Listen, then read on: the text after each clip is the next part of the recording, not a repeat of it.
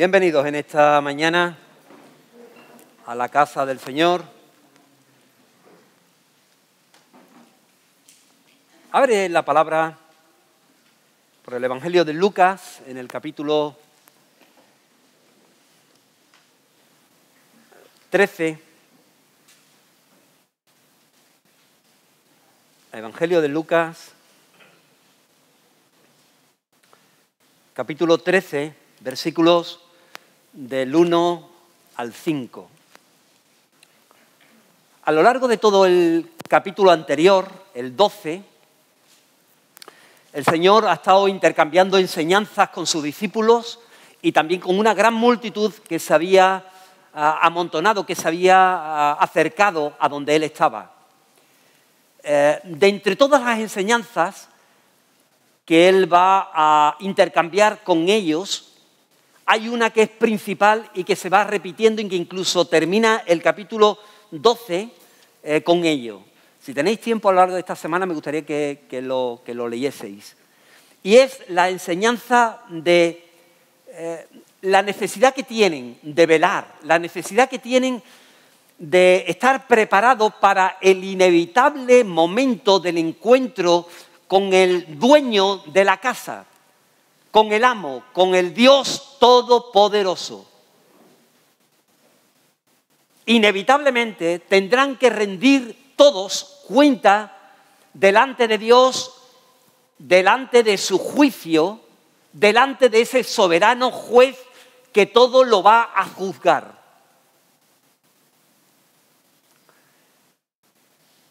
Él incluso va a exhortarles a no tener que esperar. Es decir, a que apremia tanto el tiempo, la necesidad de que no lleguen ni siquiera al juicio, sino y les pone el ejemplo, oye, si tienes algo contra alguien, no esperes a tener el juicio, sino si lo puedes coger antes en la calle e intentar de arreglar la situación con él, pues mejor que mejor. Porque si llega al juicio, ten presente de que puedes tener muchísimas probabilidades de que realmente el juez te pille y te encierre en la cárcel y las consecuencias que va a tener son mayores. Es decir, es una manera de hacerle ver de que tenían que aprovechar el tiempo, de que el momento en el que estaban era un momento ideal, propio del Señor, propiciado por el Señor para llevar salvación a sus vidas. En esto, hablando del juicio, de las consecuencias del juicio, la palabra nos dice en el versículo 1 de ese capítulo 13 de que un grupo, un número indeterminado de personas se van a acercar y le va a contar al Señor pues una historia, un acontecimiento, una calamidad, una tremenda calamidad que había acontecido no sé si días antes en Jerusalén. Habían sido unos galileos los protagonistas de la misma. Pero vamos a leer el capítulo 13, versículo del 1 al 5, y me gustaría que alguno de vosotros, un hermano o una hermana, por favor, tuviera bien el leerlo.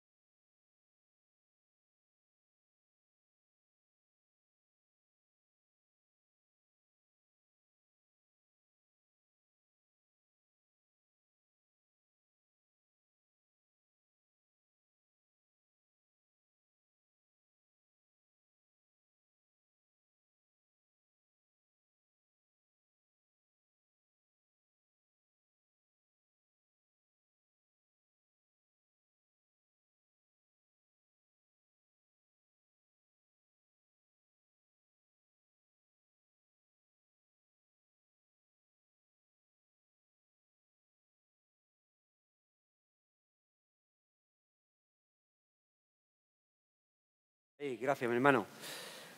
Hablando de calamidad, no hay una sola calamidad la que aparece en este texto. Parece ser que solamente es la que esta gente cuentan, pero no. Mira, en realidad aparecen 3 calamidades en un corto espacio de versículos, del 1 al 5.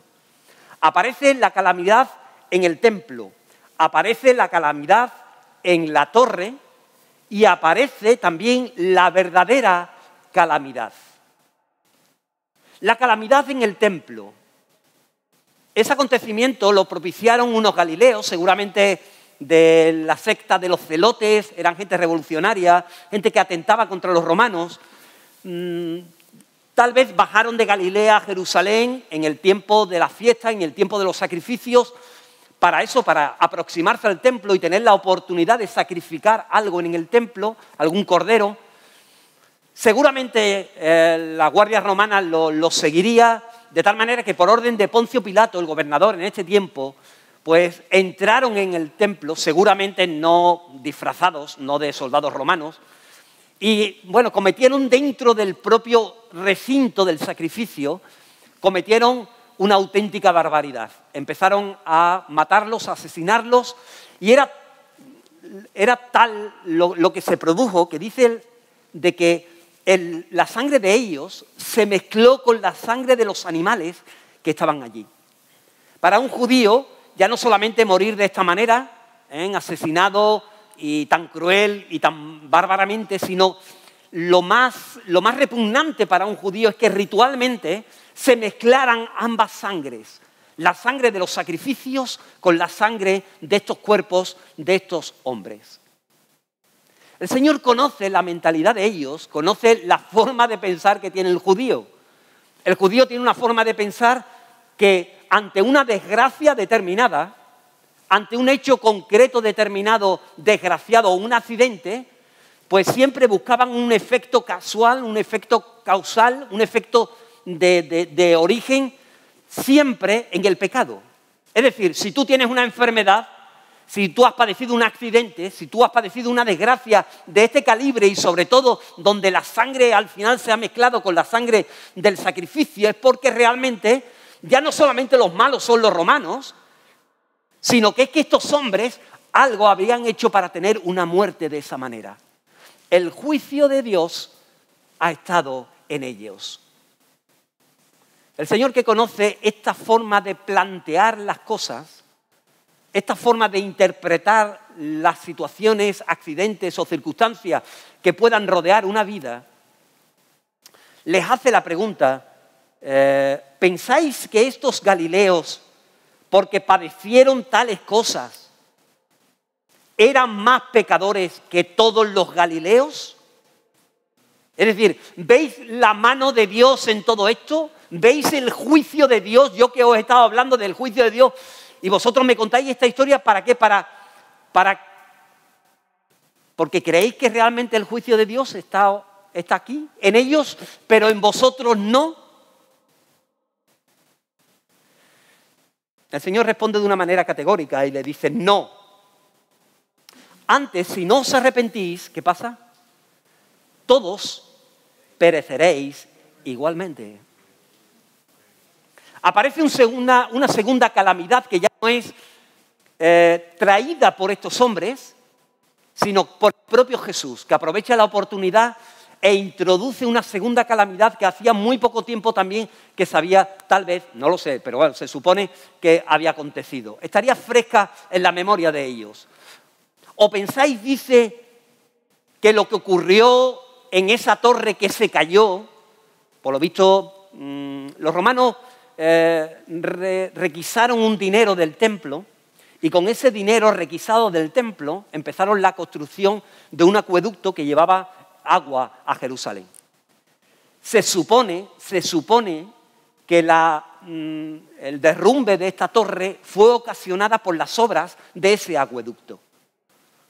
Claro, la interpretación que se le podía dar por todos los de Jerusalén era que aquellos que estaban trabajando en ese acueducto o que pasaban por allí, pero los que estaban realmente trabajando y que fueron los que realmente sufrieron las consecuencias, claro, es que estaban trabajando en una obra, pues primeramente traída por los romanos y sobre todo llevada a efecto con dinero del templo. Mayor sacrilegio ya imposible. Entonces, podían haber visto ese derrumbe de esa torre de la muralla como parte del juicio de Dios a esas personas que realmente pues se dieron su trabajo en un momento dado y bajo un dinero que no deberían de haberlo hecho. ¿Pensáis, dice él, pensáis que estos eran más culpables que todos los hombres que habitaban en Jerusalén? ¿Veis la mano de Dios, la intervención de Dios, el juicio de Dios también en esto? Y él es claro, categórico también y dice, no, os digo no. Hermanos, desgraciadamente, no solamente en esta época y los judíos, sino en esta época también nos podemos encontrar este tipo de interpretación con relación a accidentes, a catástrofes, a situaciones accidentales, circunstanciales que nos podemos encontrar o que se puede encontrar la humanidad. Así, ante terremotos como por ejemplo el que ocurrió en Tahití, o maremotos, o bueno, el tema de la invasión en los años 80, ¿no? Del SIDA, o incluso ahora el tema del COVID, pues da lugar a que se interprete por parte de hermanos, teólogos, pastores, de que realmente el juicio de Dios está ahí en ello. De que es parte de la intervención de Dios como castigo por el pecado y por la maldad de un pueblo concreto o de una nación concreta o del mundo entero. Hermano, el Señor es categórico, yo creo, con los ejemplos que nos ha puesto. No podemos interpretar eso de esa manera. Dios no castiga el pecado de esa manera.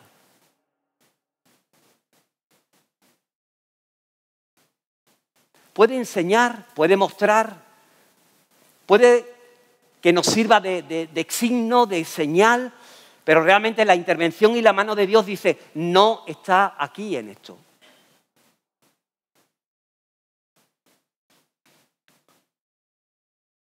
¿Han fallecido incrédulos con el COVID? ¿Pero han fallecido también creyentes? Luego no puedes ver en ello un castigo. ¿Han fallecido personas a lo mejor por el SIDA, fruto a lo mejor de una práctica sexual no permitida por Dios? Sí, pero también han muerto personas por el SIDA, pues por transfusiones de sangre.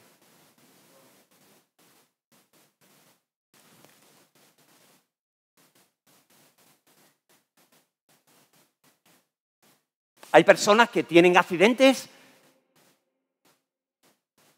y no conocen al Señor y podemos interpretar que es por castigo de... Pero es que al creyente no le ocurren accidentes. Es que hay pastores que no le ocurren accidentes. Yo recuerdo un pastor muy significativo en mi vida siempre, de adolescente, y era un misionero, marchó para Estados Unidos y después nos enteramos que tuvo una caída en una escalera y falleció de una escalera simple que falleció. No podemos dar esa interpretación. No. Pero ¿sabes una cosa? El Señor les quiere presentarle la verdadera calamidad, que es la tercera que vamos a ver. Dice, si no os arrepentís, todos pereceréis igualmente. Y esa frase se repite por 2 veces, dando a entender la terrible calamidad, la inevitable calamidad que todo el mundo va a enfrentar si no se produce realmente un arrepentimiento y un cambio en sus vidas. Y es que el juicio más severo de Dios, del que nadie puede escapar, ese va a venir inevitablemente a las vidas de cada uno de ellos. Los desgraciados no son los pecadores no son aquellos, no. Los desgraciados y los pecadores sois los que estáis viviendo incluso. Porque no sabéis en qué momento del día os va a llamar Dios a ese juicio, a ese tribunal, a su presencia, y tendréis que dar cuenta de vuestra maldad y de vuestros pecados. El pecado, la maldad, no estaba solamente en los romanos, no estaba solamente en los que estaban allí. La maldad estaba en cada uno de ellos. El pecado y la maldad estaban en cada uno de ellos.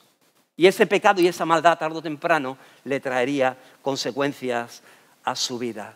Todos los que estaban allí, todo un capítulo 12 hablándoles, y en este 13 también, deben de darse cuenta de que la presencia del Señor les debe de motivar, es un aliciente, es un incentivo, es un momento necesario, extraordinario, especial. ¿Para qué? Para que se arrepientan y para que cambien. La venida de Él y su estancia y sus palabras es un punto, una toma de determinación esencial que ellos deben de tomar en sus vidas. O se quedan con su culpa o se disponen a recibir la gracia de Dios que Él mediaba arrepintiéndose de sus pecados. Mi hermano, lo extraordinario de todo esto no son los hombres que realmente... Es el hombre presenta la historia extraordinaria, es la de aquellos que realmente han muerto en manos de los romanos o de aquellos que han muerto realmente en manos de una torre que se ha caído. Lo verdaderamente extraordinario no son los que han muerto, lo verdaderamente extraordinario son los que están viviendo. ¿Cómo es posible que los que viven y que están en sus pecados y en sus delitos no hayan realmente muerto ya? Ese es el auténtico milagro, mi hermano, que vivan, que mantengan aún todavía esa oportunidad sin ser ni siquiera inconscientes de que están recibiendo de parte de Dios una bendita oportunidad para arrepentirse y para cambiar, para transformarse, para volver de nuevo a tener una relación con el Señor. El milagro, mi hermano, es la paciencia de Dios. El milagro es la incomprensible e inmerecida paciencia de Dios. El milagro es que todos, exactamente todos, ellos y nosotros, vivimos un tiempo de prestado, mi hermano. Un tiempo de prestado. Y hablando, mis hermanos, de este tiempo de prestado, Jesús de Nazaret quiere ampliar aún más todavía su enseñanza. Y aparece en el versículo 6 una parábola, la parábola de la higuera estéril, que me gustaría que en esta mañana tuvieses la oportunidad de leer. Versículo 6 hasta el 9. Algún hermano, por favor, en voz alta que lo haga.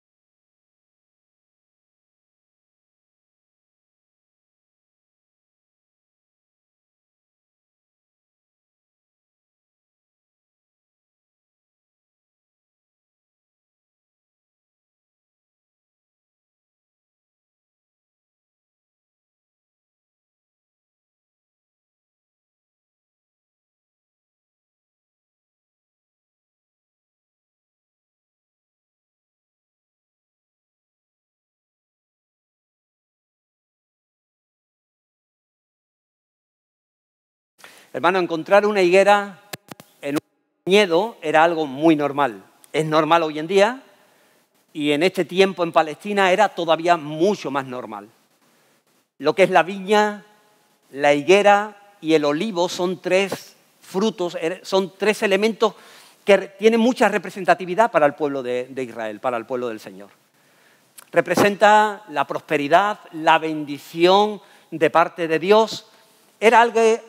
Son elementos muy importantes realmente consagrados al Señor y consagrados realmente para la bendición del propio pueblo.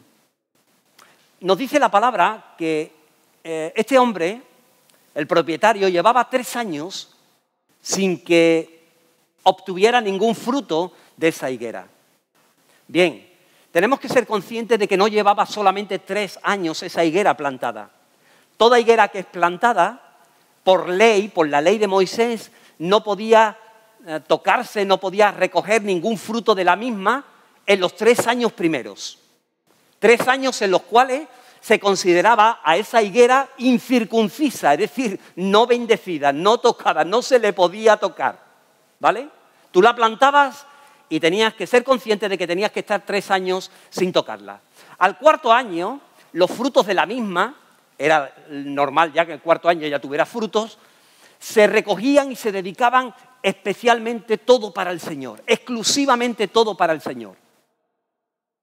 Es decir, que si tú calculas 3 años que no la puedes tocar, 1 año donde tú recoges y es para el Señor, y tú sumas los 3 años que este hombre fue esperando fruto para cogerlo para él, la higuera llevaba ¿cuántos años sin dar fruto para este propietario? 7. 7 años. 3 que tú no la puedes tocar, 1 año que el fruto es del Señor, 4, más 3 que él iba todos los años esperando, porque ya le tocaba al 5º, al 6º y al 7º, hasta el 3er año, donde él esperaba realmente poder conseguir su fruto. Es decir, que no estamos hablando de 3 años, estamos hablando de ¿cuánto? 7. 7 años que un árbol, que una higuera no daba realmente fruto. Hermanos, la aplicación de esta parábola tiene una doble vertiente. Le podemos dar 2 sentidos. Un sentido nacional, permíteme que te lo exprese de forma muy breve, una aplicación nacional y una aplicación más personal, para ti y para mí. Una aplicación nacional, pues evidentemente la figura de esta higuera representa a Israel, a la nación de Israel. Una nación de Israel plantada como esta higuera, colocada, abonada, con esperanza, con ilusión. Un país, una nación donde, nos dice la palabra en Romanos, fue adoptada, donde la gloria de Dios se manifestó de una manera tremenda, donde se promulgó el pacto entre Dios y ellos, donde se les dio la ley, donde se celebró el culto, promesas, sacrificios, donde surgieron los patriarcas, reyes, profetas, que después llevó y vino en carne el Mesías. Un pueblo que tuvo la oportunidad de oír al Mesías, de ver los milagros del Mesías. Un pueblo que tuvo esa oportunidad de esa prórroga del tiempo, a pesar de que el Mesías lo fue matado. El Señor le dio un tiempo de gracia donde la palabra siguió corriendo, siguió siendo predicada. Pero un pueblo duro, mi hermano. Un pueblo estéril, un pueblo que no dio fruto de arrepentimiento ni fruto espiritual agradable al Señor. Y que tarde o temprano el hacha fue presentada y fue cortada a su raíz. Y en el año 70 después de Cristo, nos dice la historia, entraron los romanos, saquearon y destruyeron Jerusalén, pasaron a cuchillo a miles y cientos de personas. El templo fue destruido, los sacrificios fueron cortados y el pueblo fue disperso, se perdió Israel. Pero mi hermano, hay otra interpretación, hay otra aplicación que podemos sacar de esta parábola, que es la personal, en la cual la triste realidad de esta higuera, por 7 años, trayendo nada más que frustración, trayendo tristeza, no presentando realmente lo que debería de presentar a su amo, a su dueño, a su propietario. Esta higuera, mi hermano, esta triste realidad de esta higuera puede ser la realidad tuya y también la mía. Porque no siempre, mi hermano, correspondemos a las expectativas que otros ponen o presentan de nuestras vidas.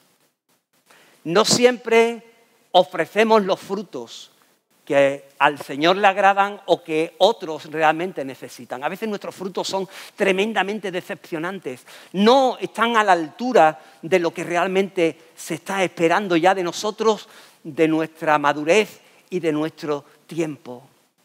A veces producimos constantes desilusiones, no solamente en una estación concreta en la cual no damos, sino que nosotros podemos estar durante todo un año entero con 4 estaciones del año y sin dar realmente evolución, ni desarrollo, ni madurez, ni productividad.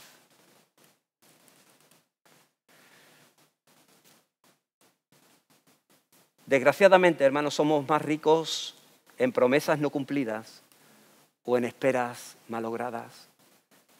Y no solamente para Dios, sino también para nuestro prójimo, que se acerca a nuestro árbol intentando y extiende la mano, intentando de alargarla y de conseguir a lo mejor algún fruto, y en ese momento se da cuenta que lo que hay solamente son hojas, follaje, y que no hay fruto realmente ninguno.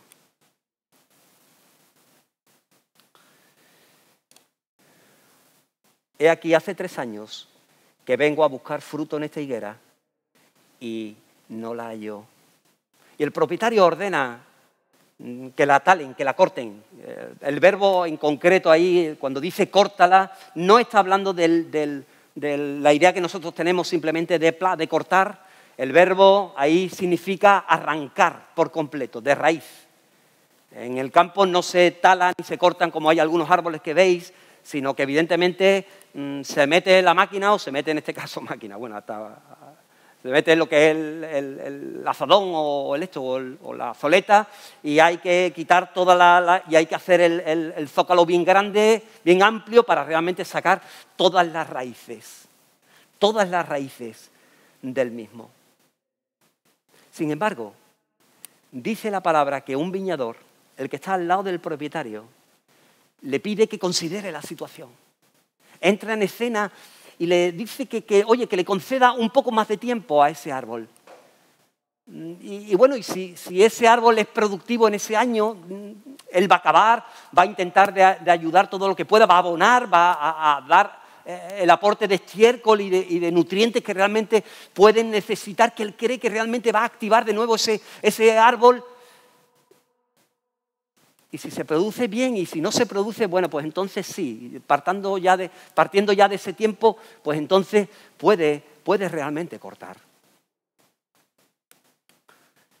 ¿Qué enseñanza, mi hermano, en esta mañana, en este viñedo, en esta mañana que estamos alrededor también de la mesa del Señor, qué enseñanzas paralelas pueden estar en ambos lugares, tanto en el viñedo, en la parábola, como en la mesa del Señor? Mira, una primera enseñanza clave que aparece en esta parábola y que destaca es, evidentemente, la paciencia del Señor. El viñador pide paciencia y misericordia a su dueño. Señor, déjala, dice, que todavía este año. Señor, déjala todavía este año. Y mi hermano, lo extraordinario de esta parábola no es la búsqueda por parte del propietario de unos frutos. Eso no es nada destacado. ¿Por qué? Porque cualquier labrador lo que espera realmente cuando siembra un árbol es recoger esos frutos.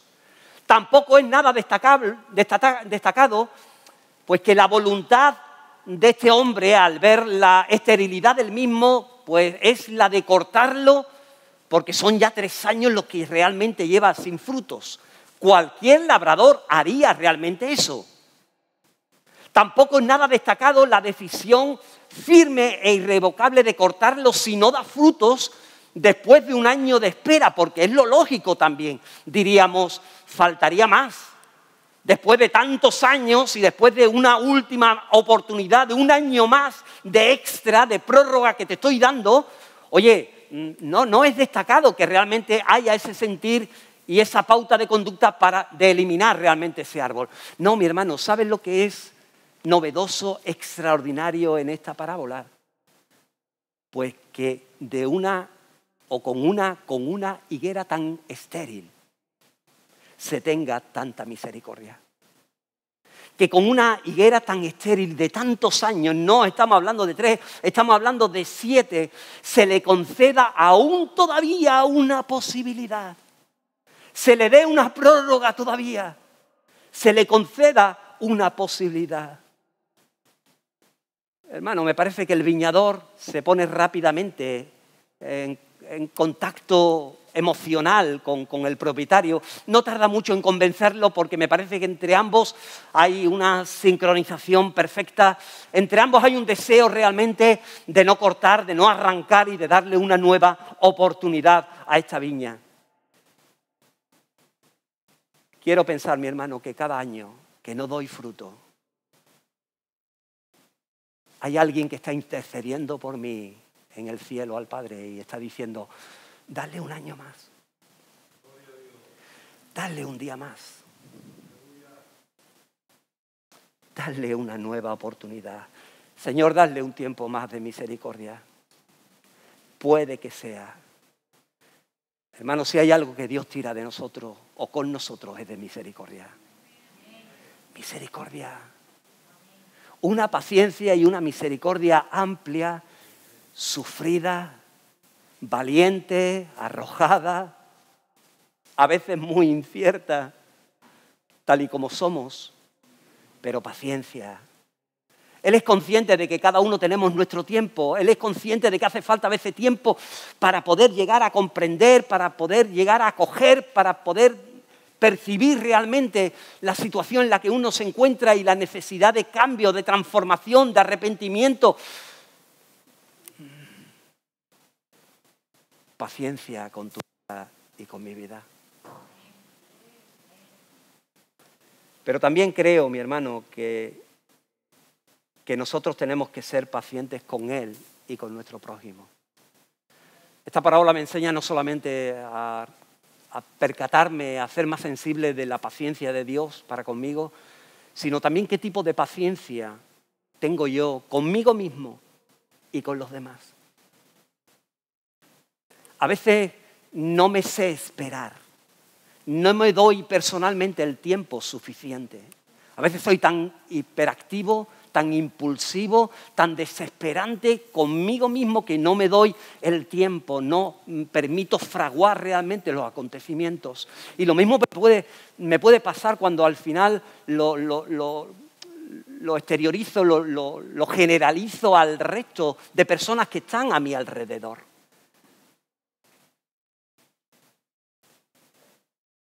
Y cualquier desilusión me rompe y me hace romper la paciencia con esa persona.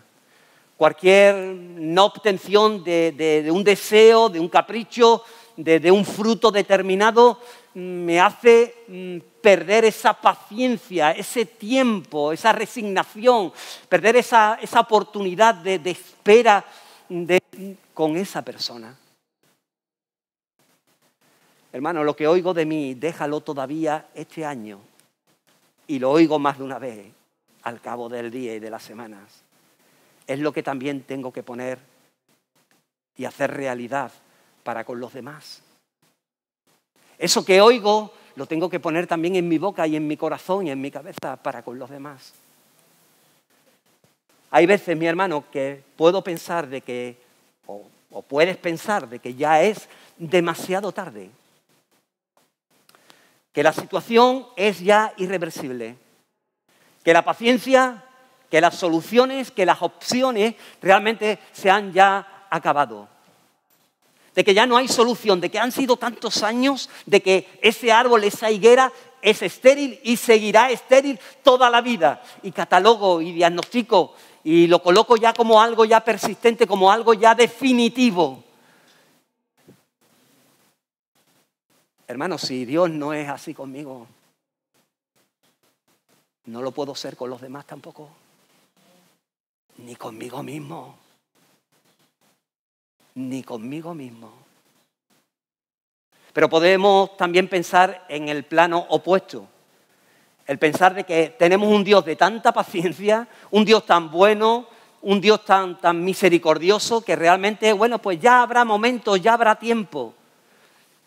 Hermanos, la parábola enseña otra postura completamente diferente, ni la una ni la otra. La parábola te enseña de que el cambio es todavía posible, pero que tú, ni yo, ni nadie puede programar la paciencia de Dios ni aprovecharse de la paciencia de Dios. De que el cronómetro, de que el reloj, de que el despertador, de que el avisador no lo puedes colocar tú.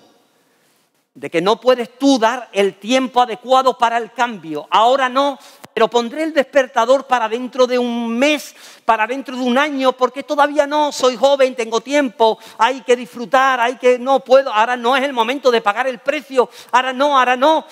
Y pones el despertador, el tiempo, el avisador, lo colocas.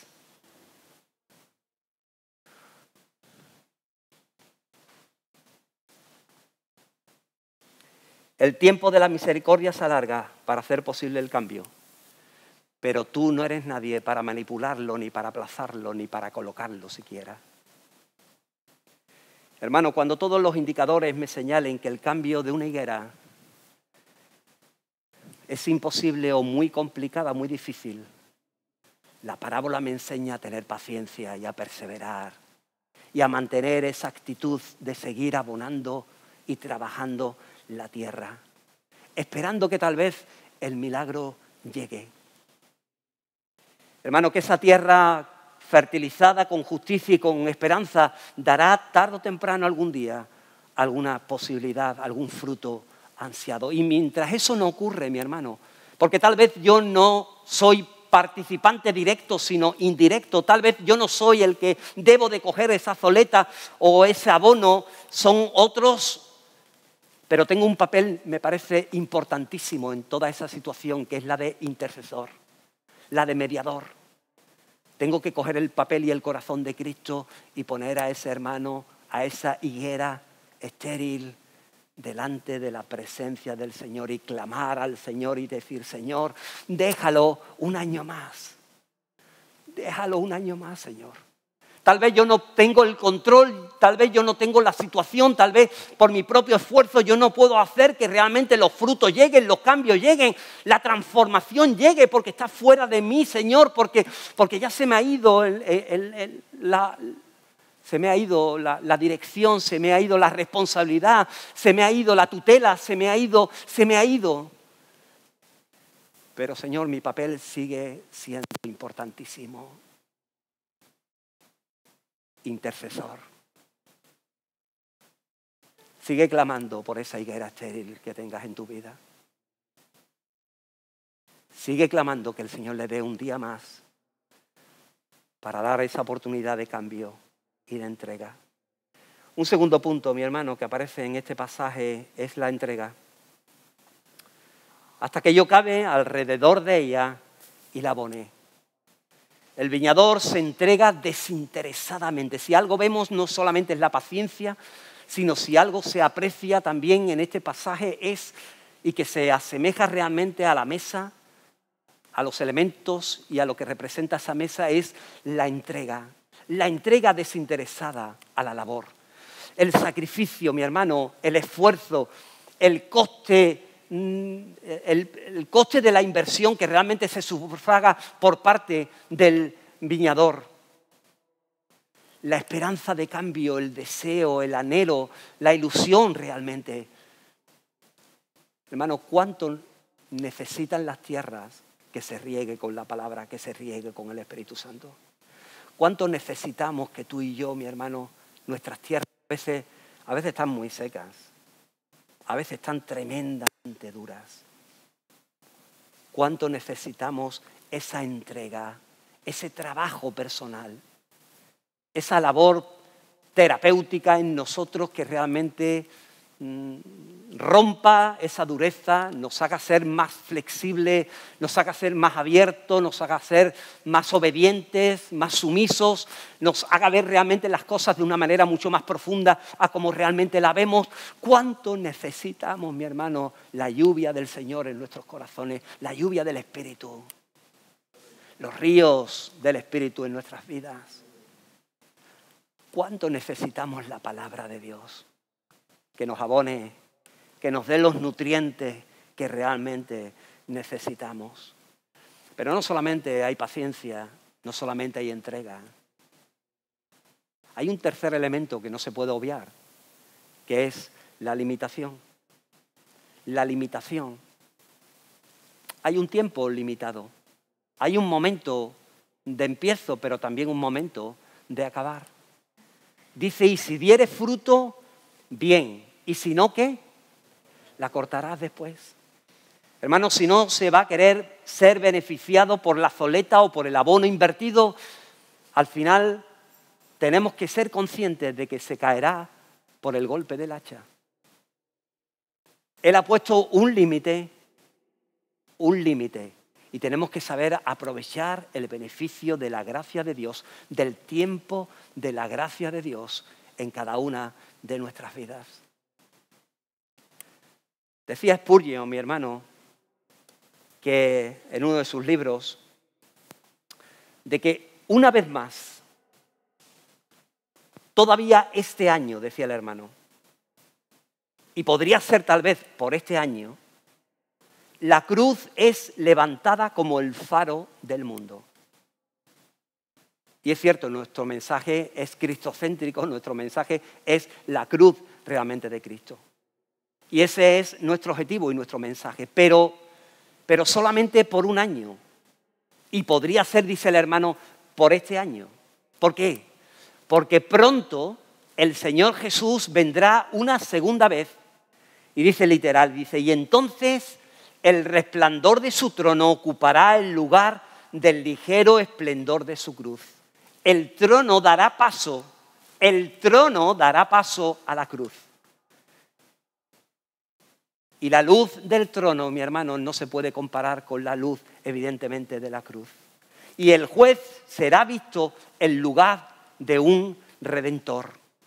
Ahora, mi hermano, miramos a la cruz, miramos al Redentor y ahora Él nos salva, pero en aquel momento, y el momento llegará, en aquel momento Él destruirá, Él vendrá a juzgar a cada uno. Será completamente diferente.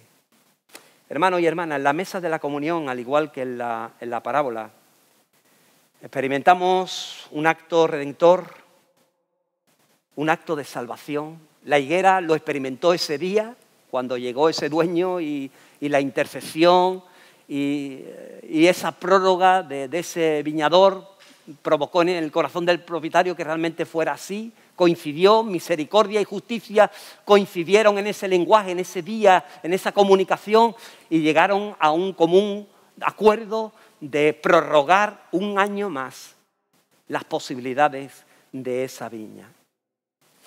¿Se tenía que hacer con entrega? Sí. ¿Se tenía que hacer con limitación? Sí.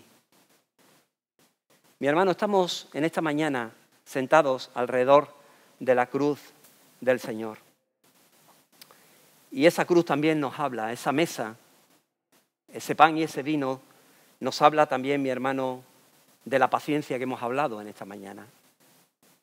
Paciencia y la misericordia del Señor. Paciencia y misericordia del Señor, porque en esa cruz el Señor dijo, Padre, perdónalos porque no saben lo que hacen. Señor, perdónalos porque no saben lo que hacen. Hermanos, sentados en esa mesa, me hace reflexionar de que Él no me trata conforme a mi dejadez, ni conforme a mi maldad, ni conforme a mis actitudes, ni conforme a mis faltas de compromiso, de servicios, mi falta de atención a sus cosas, mi esterilidad en los frutos del Espíritu. Es una mesa en la cual oigo su voz intercediendo por mí, mediando ante el Padre por mí, diciendo, Señor, déjalo todavía este año. Señor, déjalo todavía este año. Puede que sea la oportunidad de cambio. Puede que este sea el momento en el cual deje ese vicio o ese hábito. Puede que sea el momento en el cual madure, en el cual a lo mejor perdone lo que era imposible antes, ahora puede haber esa oportunidad y el fruto del perdón aparezca realmente en el corazón de esa persona.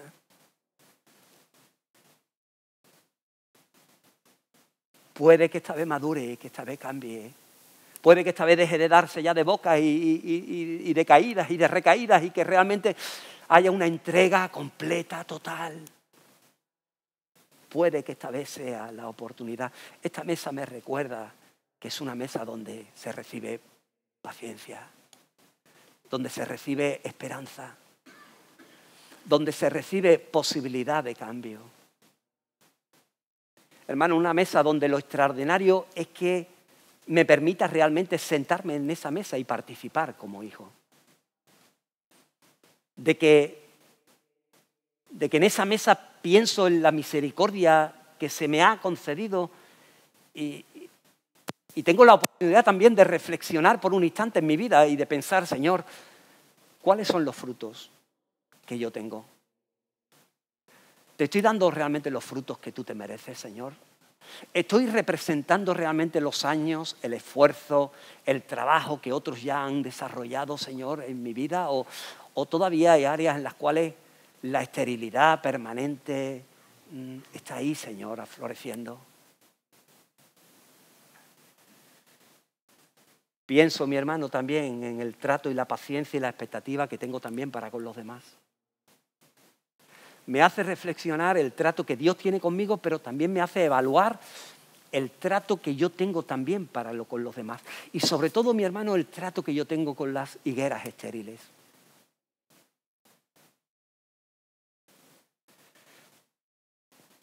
Con esos que tienen claros síntomas de haber ya venido de vuelta. Con esos que tienen síntomas muy claros ya de fracasos personales y de recaídas. De que a pesar de los años sin fruto, y de los años sin fruto, y de los años sin fruto, los tengo presentes. Alzo mi voz realmente en intercesión por ellos. Me coloco realmente yo en la brecha para ayudarles. Cavo y ahondo.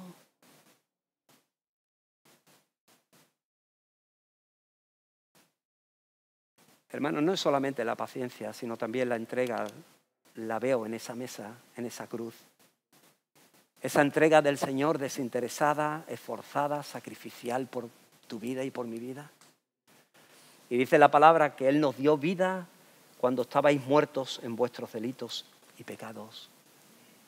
Y cavó, y se entregó, y se esforzó, y se sacrificó. Y no dio un ratito de tiempo ni unos cuantos zoletazos. Hermano, Él dio su vida por ti y por mí. Se entregó. Pero también observo en esta mesa que hay una limitación. Dice la palabra del Señor, en esa mesa, todas las veces que comiereis este pan y bebiereis esta copa, la muerte del Señor anunciáis hasta que Él venga. La mesa nos sirve para recordar la paciencia del Señor, la entrega del Señor, pero también nos enseña de que hay una limitación en el tiempo. Y eso nos ayuda, mi hermano, te ayuda a ti y a mí a darnos cuenta de que realmente no podemos tomarnos las cosas a la ligera, de que tenemos que ser serios en nuestra vida cristiana, de que tenemos que ser muy cuidadosos con lo que el Señor nos ha dado, de que hay un tiempo en el cual tendremos que evidentemente rendir cuentas delante de su presencia. Pero también me golpea el corazón el pensar no solamente ya por mi propia vida, sino el pensar también por esas higueras estériles. Es decir, hay tantos, mi hermano, que el tiempo se le puede acabar en cualquier momento, que hay un momento límite para cada uno de ellos, y que yo tengo que aprovechar todo lo que pueda y más, todo lo que pueda y más, tanto en los conocidos como en los que no conozca y pueda tener la oportunidad o el contacto se me pueda presentar, de tener la oportunidad y la necesidad imperiosa de aprovechar el momento y decirle y hacerle ver de que es gracia lo que está recibiendo de parte de Dios simplemente por vivir. Y que esa vida no es para disfrutar ni para... No, esa vida es para que tomen una decisión seria en su vida, de que se arrepientan. Porque la auténtica vida viene más adelante. Y golpea mi corazón al pensar en familiares o en amigos en los cuales tengo que clamar más aún todavía al Señor y decir, Señor, un día más, Señor. Dame a mí un día más para con Él y darle a Él un día más, Señor, para que te pueda conocer, para que se pueda arrepentir, para que pueda cambiar y darse cuenta realmente de dónde está la luz y dónde está la verdad y la vida, Señor.